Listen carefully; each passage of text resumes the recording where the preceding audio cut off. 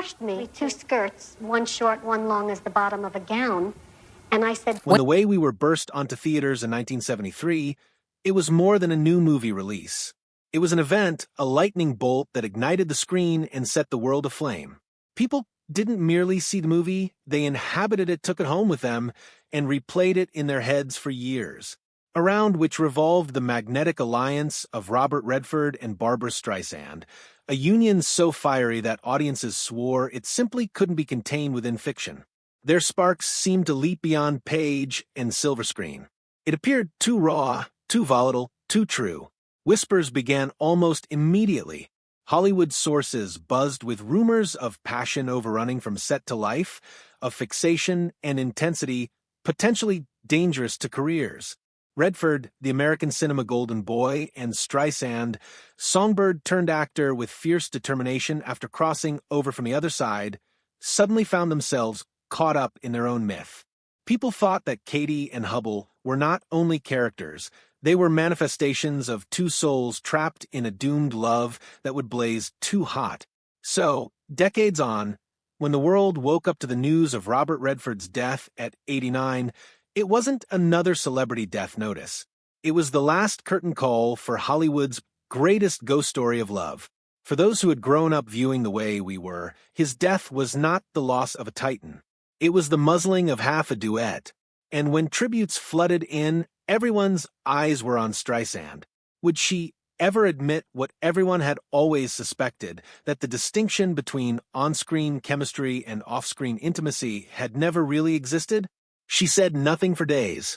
The quiet was oppressive, generating speculation, fueling gossip of heartbreak and guilt and secrets too perilous to ever be told.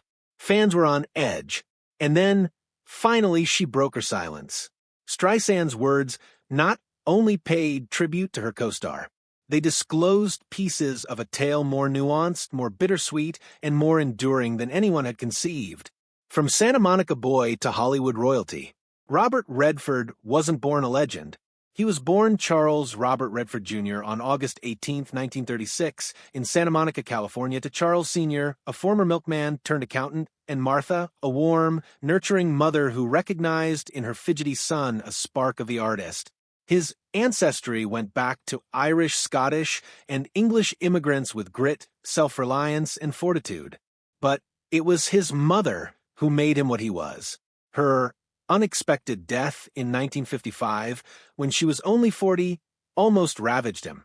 Redford, then little more than 19 years old, subsequently acknowledged that losing her tinted everything: love, family, and even the perception he had of his own calling. You don't recover, he would look back years later. You just learn to carry it. He was no scholar as a boy. He was a competitor, a sketch artist, a lad who liked the tennis courts better than class, sneaking off to practice with champion Pancho Gonzalez when he could. He struggled through polio at age 11, an illness that only intensified his resolve. At Van Nuys High School, he earned a reputation as the maverick who never quite fit in. By his first year at the University of Colorado in 1954, restlessness consumed him. He lost his scholarship to drinking and irresponsibility, and in his own phrase, saved himself. Failure propelled him to Europe. In France, Spain, and Italy, he lived as a vagabond, painting, learning art, pursuing wine and women, soaking up bohemian society. When he came back to America, it was with a newfound clarity.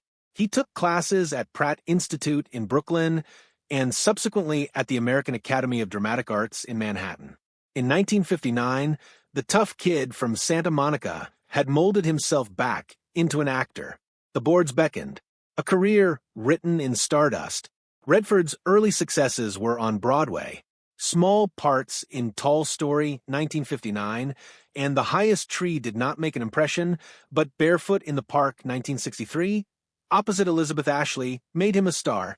People were swept up by his charm, his timing, his golden good looks coupled with surprised depth. TV was his proving ground. Throughout the early 60s, he guest starred on Maverick, Perry Mason, Alfred Hitchcock Presents, The Twilight Zone, and dozens more, displaying his versatility. By 1962, he had received an Emmy nomination for the voice of Charlie Pont. Hollywood took notice. In movies, his ascent was gradual. In Inside Daisy Clover, 1965, with Natalie Wood, he received a Golden Globe as New Star of the Year. His performance in This Property is Condemned, 1966, established his charisma. By the late 60s, he was working with Jane Fonda, Charles Bronson, and Marlon Brando. And then came the role that would make him an icon, Sundance Kid in Butch Cassidy and the Sundance Kid, 1969. Opposite Paul Newman, Redford became not only a star, but an icon. The BAFTA Award, the box office supremacy, and the solidification of the Redford-Newman pairing gave him an aura that lasted decades. Early in the 70s, Jeremiah Johnson, 1972, expanded his range. And then in 1973 came two movies that cemented his legacy, The Way We Were and The Sting, the film he never wanted to make. It's hard to believe now, but Robert Redford didn't want to make The Way We Were. When Streisand originally approached him with the idea of playing Hubble Gardner, the blonde wasp whose affair with Streisand's ideologically active Katie Morosky unfolds against the background of war and McCarthyism, Redford demurred. He felt the role was shallow, underdeveloped, just a decoration in Katie's story. He wasn't mistaken. Streisand subsequently admitted that the script was heavily weighted in Katie's direction. But she was certain, with a near-prophetic assurance, that Redford alone could play Hubble. She pleaded with director Sidney Pollack to step in. Pollack, a close friend of Redford's, brought writers in to rewrite the script, to make Hubble bite, to make Hubble deeper. Threats of more money were made. Redford still held out. It wasn't until Streisand was away in Africa shooting something else that Pollack was able to win him out at last. When she got back, it was too late. Redford was in, and his hesitation proved to be the salvation of the movie, causing rewrites that deepened Hubble from a shallow golden boy to a complex, tortured man whose love with Katie would not just be believable, but necessary. When The Way We Were opened, people were mesmerized. Streisand's heavenly voice on the title song became an anthem. The movie garnered 6 Academy nominations, including wins for score and song. And, more significantly, it ingrained itself into cultural memory, one of the most classic pairings in film history. People didn't merely see Katie and Hubble. They believed in them. The fire and the friction. Screen magic for Streisand and Redford. Off-screen, it was more complex. Streisand later admitted she had been in love with him, while Redford, concerned about crossing lines, remained aloof.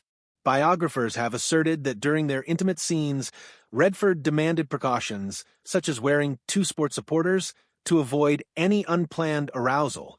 He would not take some lines, claiming they did not sound true for a man such as Hubble. But that tension itself, that push and pull, injected their chemistry with a spark audiences could sense.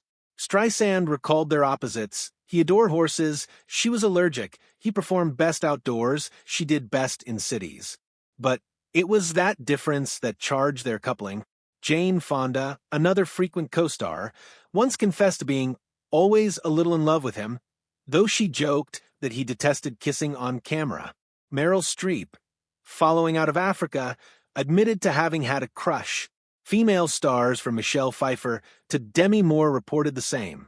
Redford spawned adoration and remoteness. He was charismatic but reserved, simple to respect but difficult to get to know. Love, loss, and renewal.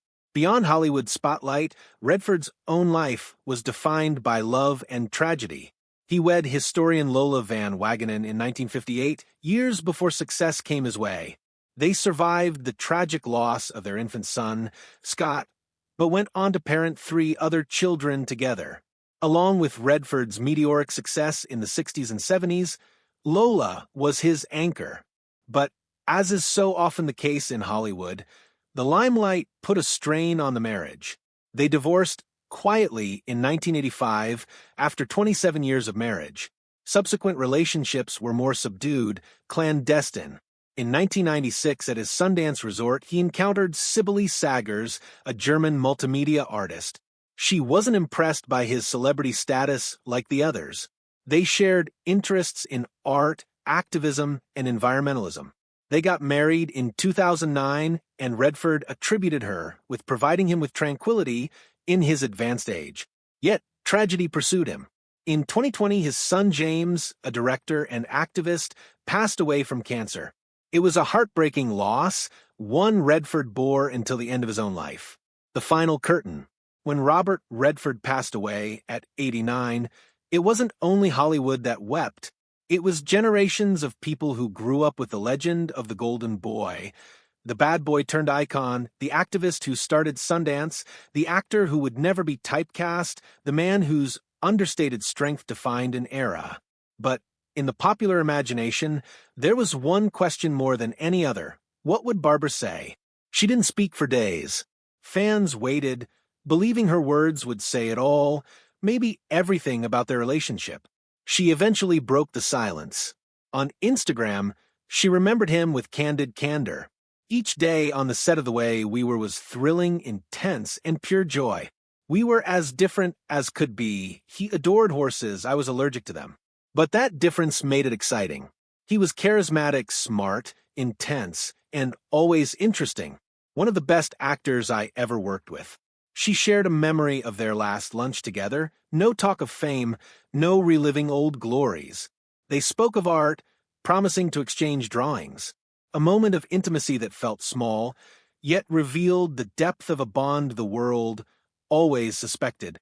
He was one of a kind, she wrote, and I'm so grateful to have had the opportunity to work with him.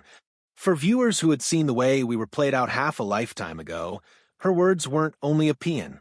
They were an affirmation of what everybody had always known, that theirs was not only Hollywood myth-making. It was true in its own messy, contained, indelible way.